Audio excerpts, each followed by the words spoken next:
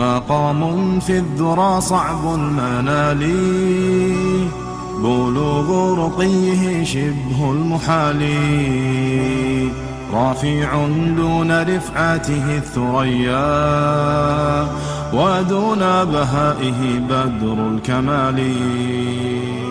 مقام في الذرى صعب المنال، بلوغ رقيه شبه المحال، رافع دون رفعته الثريا، ودون بهائه بدر الكمال. له آل النبي الغر نالوا، فآل المصطفى أكرم بآله، ميامين عمالقة عظام، بدين محمد بالغ المعالي. الحمد لله رب العالمين، والصلاة والسلام على رسوله محمد وعلى آله وأصحابه ومن تبعهم بإحسان إلى يوم الدين. قال الله تبارك وتعالى في القرآن العظيم: فأعوذ بالله من الشيطان الرجيم، فإن آمنوا بمثل ما آمنتم به فقد اهتدوا وإن تولوا فإنما هم في شقاق. صدق الله العظیم. خدمت همه بینندگان و علاقمندان شبکه وصال حق، خصوصا علاقمندان برنامه الگوهای هدایت، السلام علیکم و رحمت الله تعالی و برکاته. در جلسه از جلسات الگوهای هدایت قرار داریم. در برنامه‌های گذشته ارتباط به خانواده صدیق اکبر، ارتباط به فرزندان سیدنا حضرت ابوبکر صدیق رضی الله تعالی عنه اشارات مختصر داشتیم. به راستی هم شناخت صحابه یعنی شناخت دین.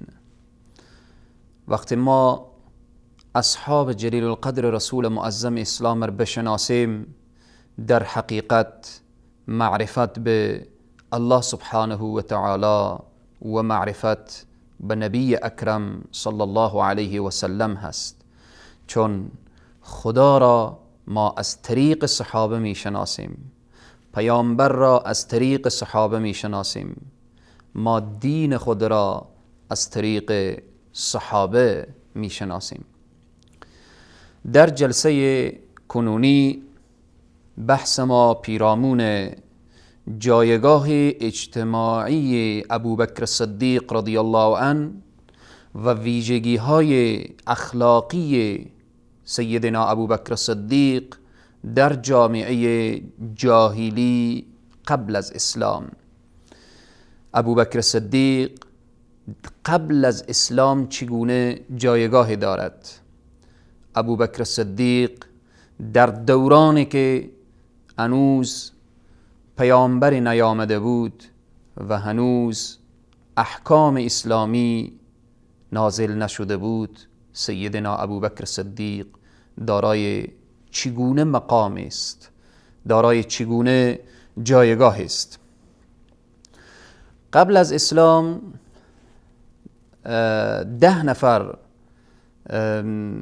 در دوران جاهلیت از اشراف قریش، از بزرگان قریش بودند که 10 نفر مورد اعتماد قریش بودند، جایگاه خاصی داشتند که از آن جمله عباس ابن عبدالمطلب از جمله 10 نفر است از بنی هاشم که سقایت یعنی آب رساندن حجاج را بر دوش داشت. وظیفه عباس ابن عبدالمطلب بود. همچنین مثل ابو سفیان ابن حرب از بنی امیه پرچمدار قریش بود. همچنین حارث ابن عامر ابن نوفل مسئول اموالی بود که قریش جمع می کردن و به نیازمندان می دادن. و سیدنا ابوبکر صدیق رضی الله عنه از جمله این 10 نفری که قبل از اسلام مورد اعتماد قریش بودن صدیق اکبر بودن که مسئولیت پرداخت دیه ها و تعیین خونبه ها را حضرت ابوبکر صدیق داشتن در بین قریش. زمانی که قتل می شد، زمانی که قتل صورت می گرفت در بین قریش، دیه او را و خونبه های او را سیدنا ابوبکر صدیق رضی الله عنه تعیین می کردن. همچنین عمر ابن الخطاب رضی الله عنه از بنی عدی سفیر قریش بودن و غیره که 10 نفر قبل از اسلام در بین قریش جایگاه والا و بالای داشتن. خلاصه این که ابوبکر صدیق رضی الله عنه از افراد مورد تایید و محترم جامعه قبل از اسلام بودن. این جایگاه را ابوبکر صدیق از کجا کسب کرده بودن؟ این جایگاه را صدیق اکبر از کجا و چگونه به دست آورده بودن؟ عوامل برجستگی شخصیت سیدنا ابوبکر صدیق در چی بود که ابوبکر صدیق قبل از اسلام از جمله اشراف و بزرگان قریش باشند؟ به طور خلاصه و فشرده عوامل برجستگی شخصیت سیدنا ابوبکر صدیق را بیان میکنم. به طور خلاصه، اول، حضرت ابوبکر صدیق نسب شناس بودن، یعنی می توانیم بگوییم که ابوبکر صدیق تاریخدان عرب بودن. انسانهای خوب و بد را از هم تشخیص می دادن، انسانهای خوب و بد را می شناختن. پس وقتی که یک شخصیت تاریخ به نزدش باشد، یک شخصیت تاریخدان باشد، یک شخصیت زمانی که خوب و بد را از هم تشخیص بدهد، یقینا سبب بزرگیش می شود. دوم، تاجر و بازرگان خوبی بود سیدنا ابوبکر صدیق قبل از اسلام. تاجر خوب را هر انسان دوست داره، منفعتش به جامعه میرسه، به افراد میرسه، به اشخاص میرسه، منفعتش به فقیر و غنی میرسه. پس این دومین عامل از عوامل برجستگی سیدنا ابوبکر صدیق قبل از اسلام. سوم، به آسیب دیدگان کمک میکردن سیدنا ابوبکر صدیق که این سبب شده بود که از جمله اشراف و بزرگان و محبوب جامعه جاهلیت شوند.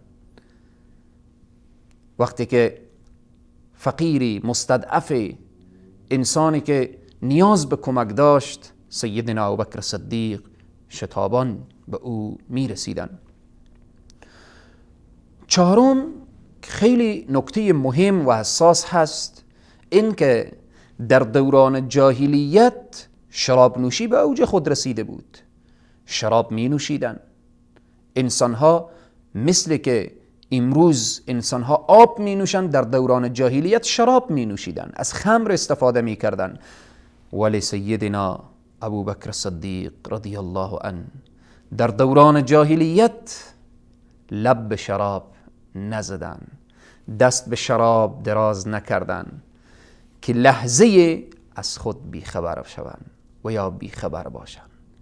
این عوامل یا این عمل سبب برجستگی سیدنا ابوبکر صدیق شد. پرسان کردند که شما چرا شراب نمی نوشید؟ گفتن نمیخواهم که لحظه از خود بیخبر باشم. انسانی که شراب بنوشه ساعتها از خود بیخبر هست، به حرف زدن خود نمیداند، به راه رفتن خود نمیداند، در حالت خلاصه سکر و اینها قرار میگیره. سیدنا ابوبکر صدیق از جمله عوامل برجستگی اینا این بود که در دوران جاهلیت که شراب نوشی به اوج خود رسیده بود، سیدنا ابوبکر صدیق رضی الله عنه دست به شراب دراز نکردن و لب به شراب نزدن و شراب ننوشیدن. پنجم، سیدنا ابوبکر صدیق رضی الله عنه بت سجده نکردن. سبحان الله. در دوران جاهلیت چنان بت و بت پرستی به اوج خود رسیده بود که تا حتی از هر خانه‌ای که کسی سراغ میکرد در آن خانه بتی گذاشته بود. زمانی که در کنار کعبه 360 بت گذاشته بود، اینقدر بت و بت پرستی به اوج خود رسیده بود، سیدنا ابوبکر صدیق در دوران جاهلیت به بت سجده نمی کنن. از اونها پرسان کردند که شما چرا به بت سجده نمی کنید؟ چرا این معبودها را پشت پاه میزنید و برای آنها بی‌اعتنایی میکنید؟ فرمودن من در مقابل یک سنگ، یک شی و از اشیایی که او به دست خود انسان ساخته شده، من نمیخوام حقیر باشم، خود را حقیر نمی کنم.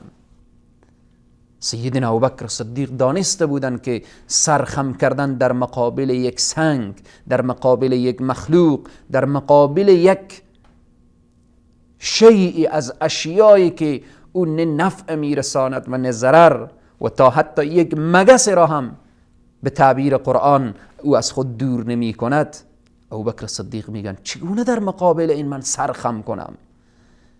این عوامل برجستگی سیدنا ابوبکر صدیق.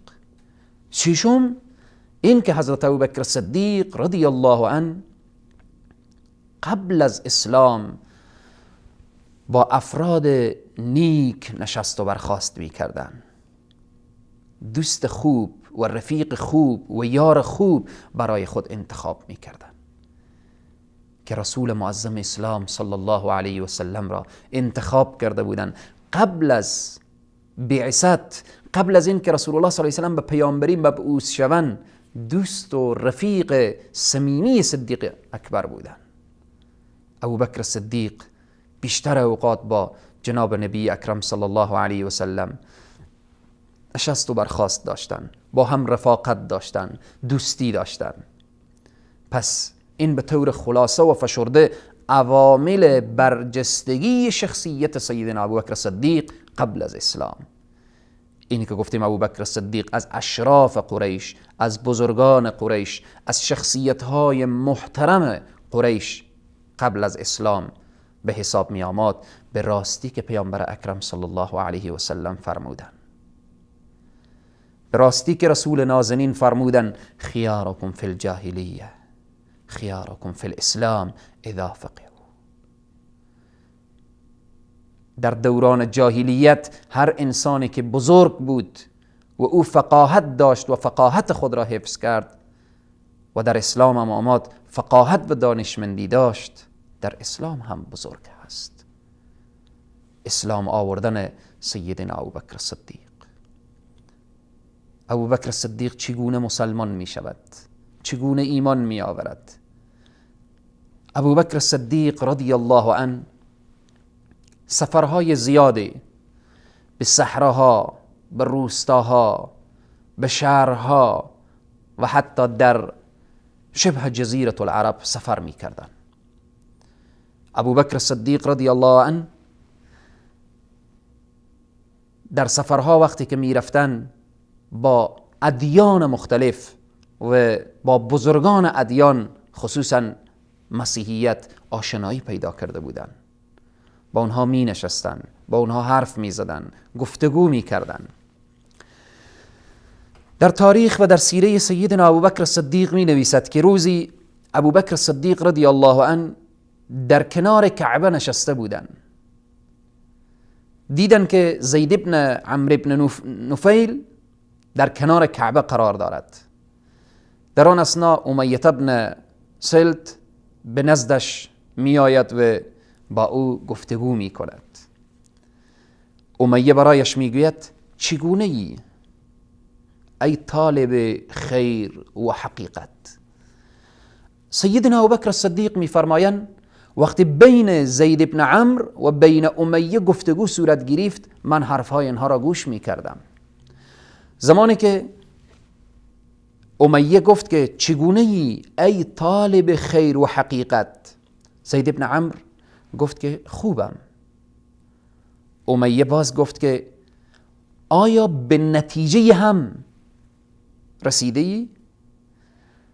به نتیجه هم دست یافته ای؟ وقتی که این حرف را زید ابن عمرو شنید در جواب پاسخ منفی داد، یعنی نه خیر، هنوز نرسیدم، هنوز نتیجه به دست نگرفتم، هنوز تا به حال به آن مقصد و مقصود خود نرسیدم. بعداً وقتی که میگوید هنوز به نتیجه نرسیدم، چنین سروده را میسراید، میگوید كل دين يوم القيامة إلا ما قضى الله في الحقيقة بور. هر دینی در روز قیامت تباه و بی نتیجه خواهد بود. این شعر را زید برای امیه میگوید. در روز قیامت تباه، هر دینی در روز قیامت تباه و بی نتیجه خواهد بود، مگر آن دینی که خداوند به آن حکم کرده، آن دینی که خداوند به آن حکم کرده و بنایش را بر حق و حقیقت نهاده است. سیدنا ابوبکر صدیق رضی الله عنه میگوید این گفتگو را من گوش میکنم و سپس زید ابن عمرو برای امیه اضافه میکند و میگوید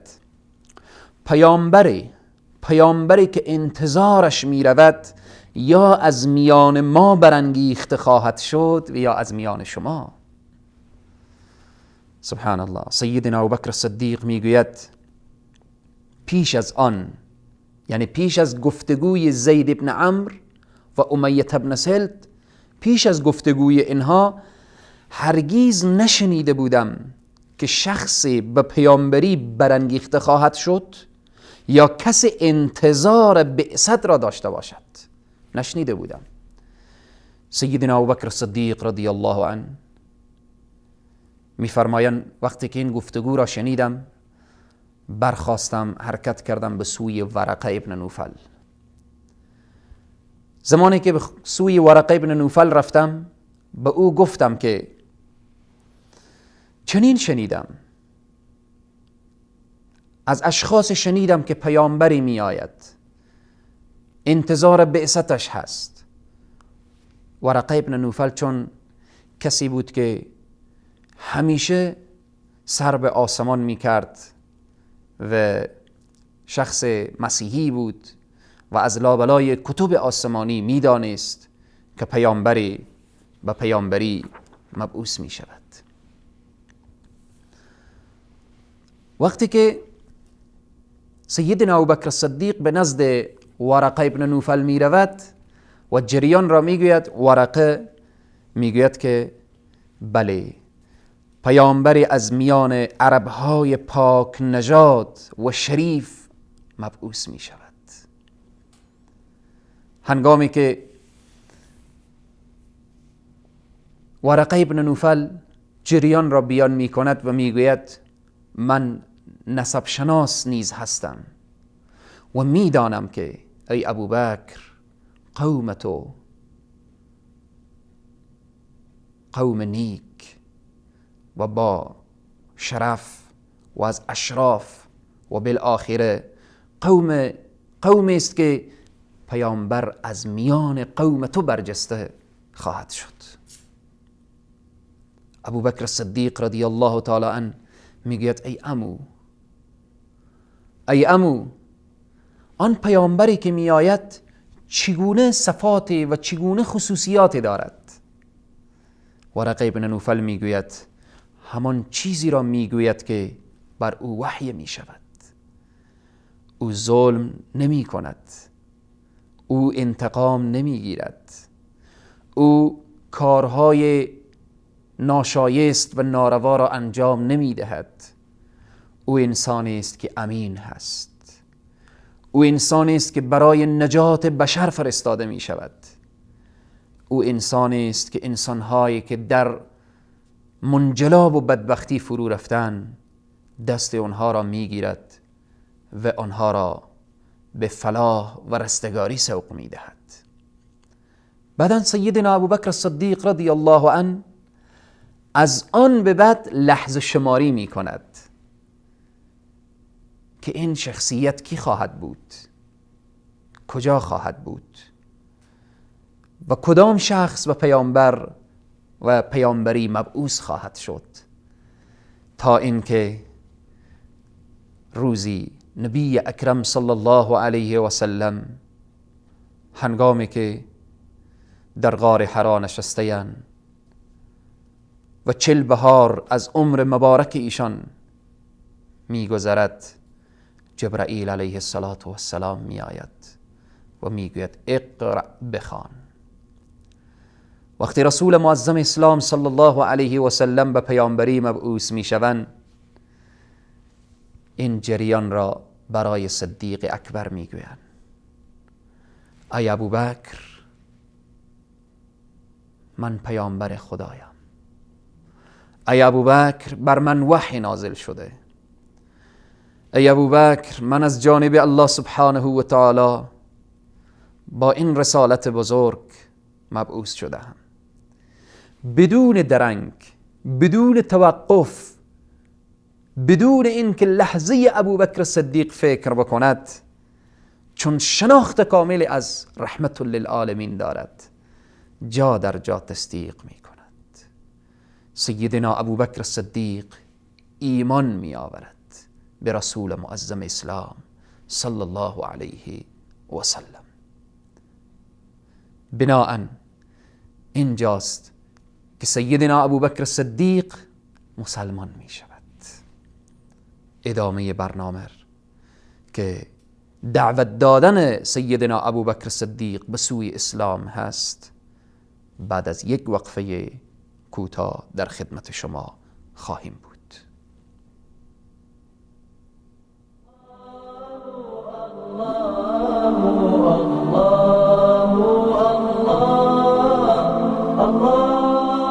وصال حق، منبر توحید و حقیقت.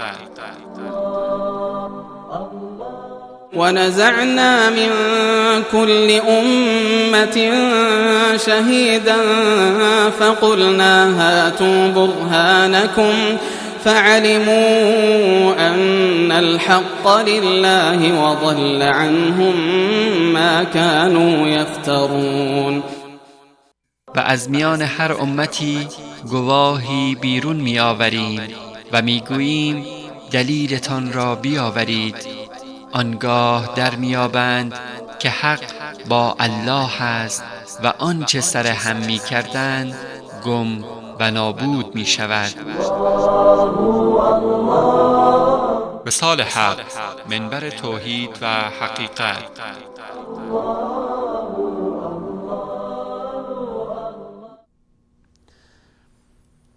خدمت همه عزیزان مجددا السلام علیکم و رحمت الله تعالی و برکاته.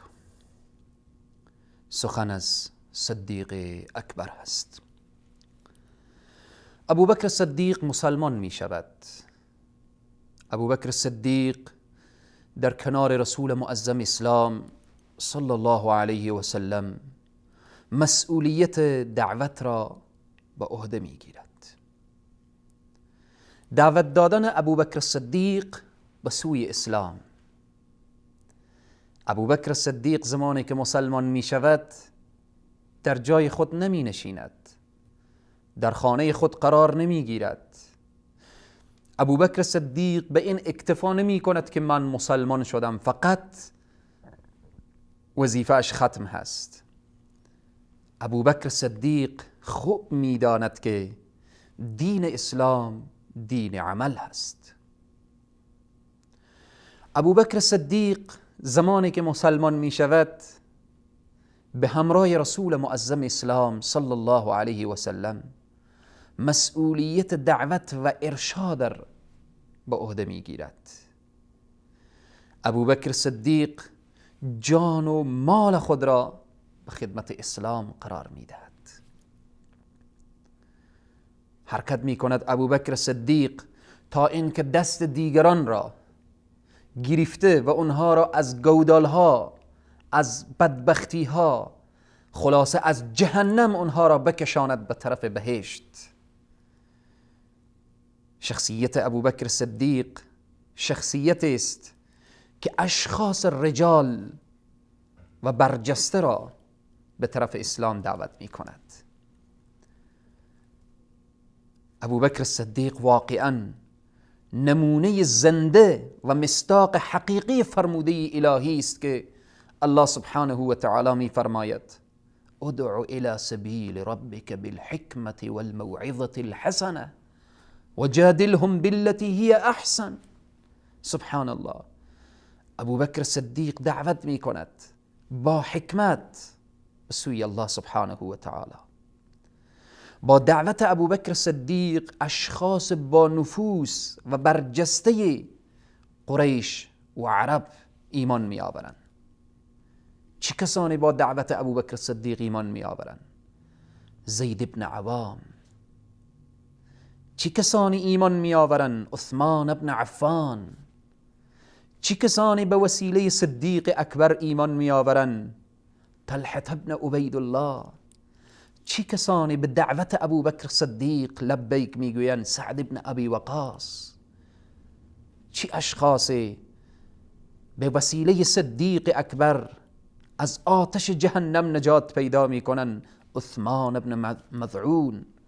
چه کسانی همچون ابو عبیده بن جراح، همچون عبدالرحمن بن عوف، همچون ابو سلمة بن عبدالاسد، همچون ارقم ابن ابو الارقم. سبحان الله و غیره و غیره. از این اشخاصی که نام گرفتم 6 نفر از جمله 10 مبشرین که به دست صدیق اکبر ایمان می آورند، مثل زبیر بن عوام، عثمان بن عفان، ابو عبیده بن جراح، عبدالرحمن بن عوف، طلحه بن عبید الله، سعد بن ابی وقاص. اینها از جمله 10 مبشره که رسول معظم اسلام صلی الله علیه و سلم به اینها بشارت بهشت دادن که 6 نفر اینها هستند. و همچنین خود صدیق اکبر، فاروق اعظم و علی مرتضی رضوان الله علیهم اجمعین، که اینها کسانی هستند که رسول معظم اسلام وعده بهشت برای اینها دادن. با مسلمان شدن این افراد الله تعالی پیامبر خود را قوت می بخشد. یکایک می آیند در مقابل رسول الله صلی الله علیه و سلم زانوی تلمذ می زنند و میگن اشهد ان لا اله الا الله و انک محمد رسول الله. این از تلاش ابوبکر صدیق، از زحمات ابوبکر صدیق. ابوبکر صدیق وقتی مسلمان می شود جان و مال خود را در خدمت اسلام قرار می دهد. با آن همه تلاش ابوبکر صدیق، وقتی به بیرون تلاش می کند، خارج از منزل تلاش می کند، ابوبکر صدیق خانواده خود را فراموش نمی کند. چنین نیست که ابوبکر صدیق فقط به فکر بیرون از منزل باشه. ابوبکر صدیق متوجه خانواده خود هم هست. باعث می شود که تا اسما ایمان می آورد، عایشه ایمان می آورد، عبدالله ایمان می آورد، ام رومان ایمان می آورد و خدمتگارش عامر ابن فهیره ایمان می آورد. اینها مسلمان می شوند. سبحان الله. به راستی که ابوبکر صدیق رضی الله عنه بزرگترین نمونه و الگوی مناسبی به دعوتگران هست. اشخاصی که داعی هستند و دعوت می کنند، این بزرگترین درس هست که اگر افراد برجسته به دعوت ما اصلاح شوند، اگر یک رئیس جمهور به دعوت ما اصلاح بشه، اگر یک وزیر به دعوت ما اصلاح بشه، اگر یک انسان برجسته، یک بزرگ قوم اصلاح بشه، یقینا تأثیر بسیار بسیار مثبتی در قبال خواهد داشت. ابوبکر صدیق درس را میدهد که و همچنین ابوبکر صدیق در کنار دعوت دیگران خانواده خود را فراموش نمی کند. یک داعی و دعوتگر نشود که تمام هم و غمش به دعوت دیگران باشه، فامیلش، اهل بیتش، پدر و مادرش، همسر و فرزندانش از دستش بروند، متوجه اونها نباشه. نه خیر، سیدنا ابوبکر صدیق رضی الله عنه هم دعوتش بیرون از خانه هست و هم دعوتش به داخل خانه هست. چون شاگرد کیست سیدنا ابوبکر صدیق؟ سیدنا ابوبکر صدیق از کی آموخته؟ از جناب نبی اکرم صلی الله علیه و سلم. از اونها این درس را گرفته. رسول الله صلی الله علیه و سلم وقتی دعوت رو شروع میکنن، اولین اشخاصی که ایمان می آورد میبینیم صدیق اکبر، خدیجه الکبرى، علی مرتضی، زید و همچنین بالآخره بلال و اطرافیان رسول معظم اسلام صلی الله علیه و سلم. و قرآن هم اشاره میکنه و انذر عشیرتک الاقربین. پس برای همه داعیان و دعوتگران سیدنا ابوبکر صدیق بزرگترین و بهترین نمونه و الگوی مناسبی هستند که الله سبحانه و تعالی برای ما توفیق بدهد تا اینکه اصحاب رسول الله صلی الله علیه و سلم را، خصوصا که صدر صحابه هست، سیدنا ابوبکر صدیق را برای خود الگو و اسوه قرار بدهیم. تا برنامه بعدی شما را به خداوند کریم و رحیم می سپارم که انشاءالله ادامه بحث باز هم شخصیت سیدنا ابوبکر صدیق خواهد بود. موفق و سرفراز و سربلند دنیا و آخرت باشید. و السلام علیکم و رحمت الله تعالی و برکاته. مقام في الذرى صعب المنال، بلوغ رقيه شبه المحال، رافع دون رفعته الثريا، ودون بهائه بدر الكمال. مقام في الذرى صعب المنال، بلوغ رقيه شبه المحال، رافع دون رفعته الثريا، ودون بهائه بدر الكمال. له آل النبي